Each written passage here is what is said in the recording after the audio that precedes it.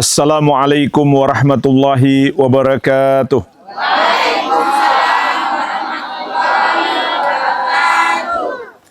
Alhamdulillah wassalatu wassalamu ala Rasulillah wa ala alihi wa sahbihi wa man walah wala hawla wala quwwata illa billahi amma ba'd. Bapak-bapak dan ibu-ibu sekalian yang saya cintai dan saya muliakan, rahimani wa rahimakumullah, semoga Allah Subhanahu wa taala senantiasa mencurahkan rahmatnya kepada kita sekalian. Kedatangan kami ke sini dalam rangka merealisasikan persaudaraan keimanan. Kita sebagai sesama muslim, sesama orang-orang yang beriman, bersaudara. Kami serombongan, ada yang dari Jakarta, ada yang dari Manado, ada yang dari Bali, ada yang dari Jawa Tengah, Jawa Timur, Jawa Barat, datang untuk menjumpai Bapak Ibu sekalian karena kita bersaudara seagama. Rasulullah SAW bersabda, "Al-muslimu akhul muslim." Seorang muslim adalah saudara bagi muslim yang lainnya. Innal mu'min lil mu'min kal bunyan yashuddu ba'duhu ba'da. Sesungguhnya orang beriman terhadap orang beriman yang lainnya bagaikan sebuah bangunan. Harus saling menguatkan, harus saling membantu, harus saling perhatian, harus saling tolong menolong. Karena kita adalah sebuah bangunan, kita bagaikan satu tubuh. Sebagaimana sabda Nabi SAW, "Mathalul mu'minina fi tawadihim wa tarahumihim wa ta'atufihim mathalul jasadi idza ishtaka minhu udwun tada'alahu sairul jasadi bis-sahari wal humma." Perumpamaan orang-orang yang beriman itu dalam hal saling mencintai, menyayangi, dan berlemah lembut di antara mereka bagaikan satu tubuh. Apabila ada satu anggota tubuh merasa sakit, maka seluruh tubuh akan ikut merasa sakit sampai tidak bisa tidur dan demam. Meskipun banyak saudara-saudara kita di luar sana belum bisa datang ke sini, tapi alhamdulillah sebagian mereka menitipkan bantuan kepada kami. Oleh karena itu insya Allah di kesempatan ini dan mungkin juga di masa-masa yang akan datang, kami akan memberikan sedikit bantuan. Namun sebelumnya saya mohon maaf, mungkin bantuannya tidak seberapa. Tetapi semoga bermanfaat dan menjadi berkah bagi Bapak Ibu sekalian. Dan sebelum itu izinkan saya menyampaikan sedikit nasihat. Yang ingin saya sampaikan adalah hendaklah kita memetik hikmah dari musibah yang Allah timpakan kepada kita. Ketahuilah, Allah timpakan kepada kita musibah karena Allah menyayangi kita. Orang yang semakin kuat imannya, justru musibahnya lebih besar. Karena Allah memberikan musibah sesuai dengan kadar keimanan. Makanya Bapak Ibu sekalian, para nabi dan rasul, terutama Nabi kita, Nabi Muhammad SAW, orang yang paling banyak mendapatkan musibah. Bayangkan Bapak Ibu sekalian, ketika beliau lahir ke dunia, beliau sudah tidak memiliki seorang ayah. Ketika beliau masih kecil, ibunya wafat. Dan ketika beliau sudah berkeluarga, semua putra-putri beliau wafat di masa hidup beliau. Kecuali Fatimah radhiyallahu anha, wafat tidak lama setelah Nabi Muhammad SAW wafat. Kemudian beliau ditinggal sang istri tercinta Khadijah radhiyallahu anha. Ditinggal pula oleh kakeknya saat beliau masih kecil. Ditinggal pula oleh pamannya. Dan beliau harus kehilangan kampung halaman. Terusir dari kota Makkah ke kota Madinah. Bukan hanya hilang rumah, bukan hanya hilang harta, hilang kampung halaman. Itu pun masih dikejar-kejar, mau dibunuh oleh orang-orang musyrik. Pada akhirnya beliau harus tinggal di kota Madinah, meninggalkan kota Makkah. Jadi ujian yang menimpa kita tidaklah seberapa. kalau dibandingkan dengan Nabi Muhammad SAW. Karena Allah memberikan musibah sesuai dengan kadar keimanan kita. Semakin tinggi tingkat keimanan kita, musibah akan semakin besar. Kenapa? Karena Allah ingin memberikan pahala yang melimpah. Rasulullah SAW bersabda, "Inna idzamal jaza ma'a idzamil bala." Sesungguhnya besarnya pahala bergantung pada besarnya musibah. Makin besar musibah kita, makin besar pahala yang akan kita dapatkan. Wa innallaha idza ahabba qauman ibtalahum faman radiya falahu ridha wa man sakhita falahu sakhat. Dan sesungguhnya Allah apabila mencintai satu kaum, maka Allah akan timpakan kepada mereka bala. Allah akan uji mereka dengan musibah. Itu tanda cinta Allah kepada satu kaum. Kalau mereka ridho, mereka terima dengan lapang dada terhadap takdir Allah tersebut, maka Allah pun ridho kepada mereka. Tapi kalau mereka marah, Allah pun marah kepada mereka. Maka hendaklah kita terima takdir Allah berupa musibah yang menimpa kita dengan lapang dada. Dan juga hikmah yang sangat besar dari musibah yang menimpa kita adalah Allah Subhanahu wa taala ingin mengingatkan kita dengan kematian. Kullu nafsin dha'iqatul maut wa innama tuwaffawna ujurakum yaumal qiyamah. Faman zuhziha 'anil nari wa udkhilal jannata faqad faza wa mal hayatud dunya illa mata'ul gurur. Setiap jiwa pasti akan merasakan mati. Dan hanyalah pada hari kiamat akan disempurnakan pembalasan terhadap amal-amal kalian. Maka barang siapa yang Allah masukkan ke surga dan Allah selamatkan dari api neraka, sungguh dialah orang yang beruntung. Dan tidaklah kehidupan dunia ini kecuali kesenangan yang menipu. Kesenangan yang sifatnya sangat sementara. Tidak lama lagi kita semuanya akan pergi menghadap Allah. Kalau kita bisa lolos dari kematian dalam satu musibah, namun kalau sudah ajalnya, kita nggak akan mungkin selamat. Allah ingin mengingatkan kita, kematian itu pasti datang. Qul innal mauta alladzi tafirruna minhu fa innahu mulaqikum. Katakanlah, kematian yang kalian selalu lari daripadanya, kalian selalu berusaha menyelamatkan diri darinya, maka pada suatu hari akan mendatangi kalian. Aina ma takunu yudrikumul maut walau kuntum fi burujim musyayyadah. Dimanapun kamu berada, kematian pasti akan mendatangimu.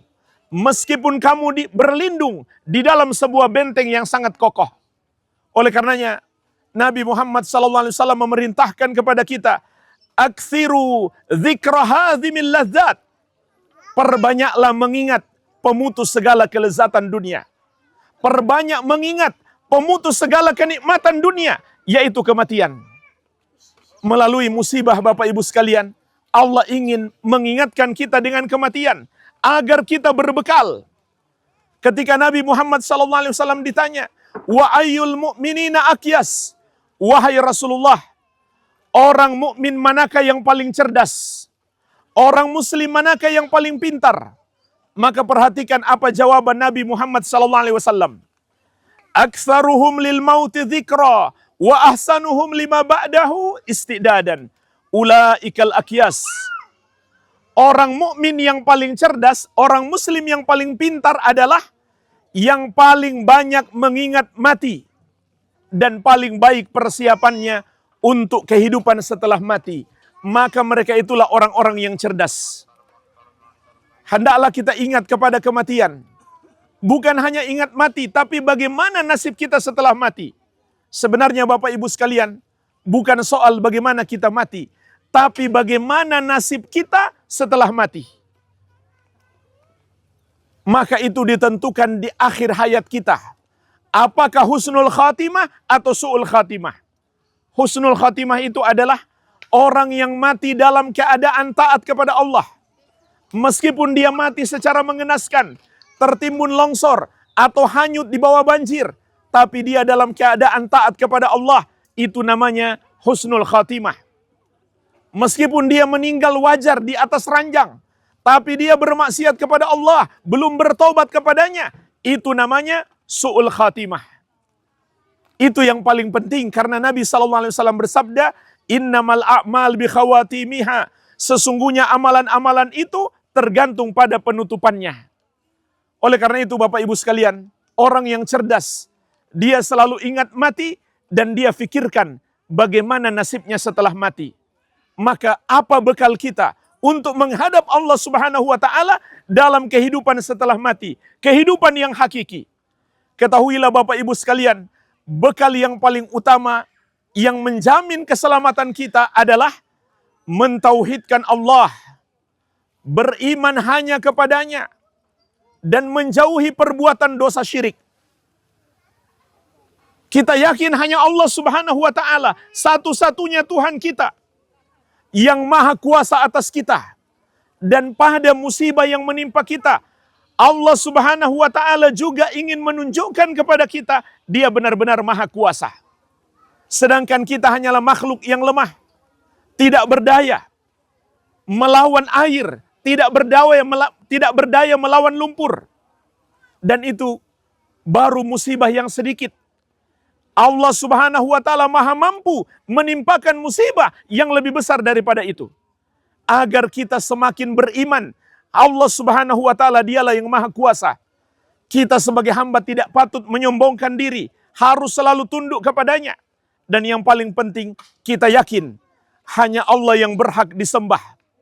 Semua yang disembah, semua yang diibadahi selain Allah, itu tidak berhak.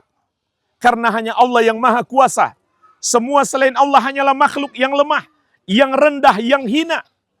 Maka tidak ada yang berhak disembah kecuali Allah Subhanahu wa taala. Oleh karenanya, hendaklah kita selalu memurnikan ibadah kita hanya untuk Allah semata. Semua amal ibadah kita, apakah sholat kita, haji kita, termasuk juga doa kita, hendaklah kita tujukan hanya kepada Allah yang satu saja. Jangan sekali-kali berdoa kepada selain Allah. Karena Rasulullah SAW mengatakan, ad-du'a'u huwal ibadah. Doa itu adalah ibadah. Makanya beliau berpesan, idza sa'alta fas'alillah wa idza sta'anta fasta'in billah. Kalau kamu mau meminta sesuatu, mintalah kepada Allah. Kalau kamu butuh pertolongan, mohonlah kepada Allah Subhanahu wa taala. Tidak ada selain Allah yang maha kuasa. Tidak boleh kita meyakini misalkan di kampung ini ada penunggunya, ada penguasanya selain Allah. Itu keyakinan yang batil, itu khurafat, itu bertentangan dengan ajaran Islam. Harus kita yakin yang maha kuasa atas seluruh makhluk, atas seluruh dunia ini hanya Allah yang satu saja. Maka jangan sekali-kali berdoa kepada selain Allah.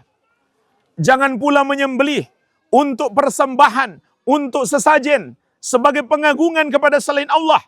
Karena itu adalah ibadah yang hanya boleh diperuntukkan kepada Allah yang satu saja. Sebagaimana firman-Nya, "Fasholli li rabbika wanhar." Salatlah dan menyembelihlah hanya untuk Rabbmu. Ini yang pertama Bapak Ibu sekalian. Tauhidkan Allah, beriman hanya kepadanya, dan jauhi perbuatan dosa syirik. Perbuatan menuhankan selain Allah, menyembah kepada selain Allah, atau percaya ada selain Allah yang maha mampu menolong kita, itu namanya dosa syirik. Termasuk percaya kepada jimat-jimat, percaya kepada benda-benda. Barang siapa meyakini ada semacam kalung, cincin, atau gelang yang bisa mendatangkan manfaat atau menolak mudarat, berarti dia telah mempercayai selain Allah. Makanya Nabi Muhammad SAW bersabda, "Man allaqa tamimatan faqad asyrak." Barang siapa menggunakan jimat-jimat, maka dia telah berbuat syirik. Tawakal, gantungkan hati kita hanya kepada Allah. Jangan sekali-kali menggantungkan hati kita kepada selain Allah Subhanahu wa taala. Ini yang pertama. Yang kedua, bekal terbaik kita untuk menghadap Allah setelah mati adalah menjaga solat. Pertama yang kita harus jaga solat wajib, solat 5 waktu. Kemudian kita berusaha menambahnya dengan solat-solat sunnah. Karena solat ini juga pembeda antara orang beriman dan orang yang tidak beriman. Rasulullah SAW mengingatkan kita, al-ahdul ladzi bainana wa bainahumus salah, wa man tarakaha faqad kafar. perjanjian antara kami dengan mereka adalah solat. Barang siapa meninggalkan solat, maka dia kafir. Sungguh aneh, orang yang ditimpa musibah, tapi belum juga mau solat. Mau tunggu musibah yang bagaimana lagi baru mau solat. Padahal Allah Subhanahu wa ta'ala mengingatkan, wasta'inu bisabri wassalah. Minta tolonglah kamu kepada Allah dengan sabar dan solat. Allah menyayangi kita. Mungkin di antara kita masih ada yang melalaikan solat. Makanya Allah ingatkan dengan musibah. Dekatkan diri kepada Allah dengan solat. Perbanyak doa kepada Allah ketika sedang bersujud. Rasulullah SAW mengatakan, aqrabu ma yakunul abdu min rabbihi wa huwa sajidun fa'aktsirud doa. Saat terdekat seorang hamba dengan Allah Subhanahu wa ta'ala adalah saat dia bersujud dalam solat. Maka perbanyaklah doa di dalam solat. Jadi setelah Bapak Ibu sekalian membaca zikir sujud, Subhana rabbiyal a'la wa bihamdi, baca 3 kali atau berapa saja tidak masalah. Setelah itu silahkan perbanyak doa. Kecuali kalau solat berjamaah, kalau imam sudah bangkit, kita ikut imam bangkit. Tapi kalau kita solat sunnah, kita boleh perbanyak doa di dalam sujud kita. Itu adalah saat terdekat kita dengan Allah. Perbanyak doa dalam sujud. Agar Allah Subhanahu wa ta'ala memberikan pertolongan kepada kita. Agar Allah tidak menimpakan kepada kita musibah yang lebih besar. Ini paling tidak Bapak Ibu sekalian, 2 hal yang ingin saya ingatkan untuk bekal kita dalam kehidupan setelah mati. Semoga Allah Subhanahu wa ta'ala memberikan taufik kepada kita semuanya, memberikan hidayah kepada kita semuanya, sehingga kita bisa istiqamah sampai akhir hayat kita. Ini yang bisa saya sampaikan, semoga bermanfaat. Lebih dan kurangnya saya mohon maaf. Wabillahi taufik, walhamdulillahi rabbil alamin. Wassalamualaikum warahmatullahi wabarakatuh.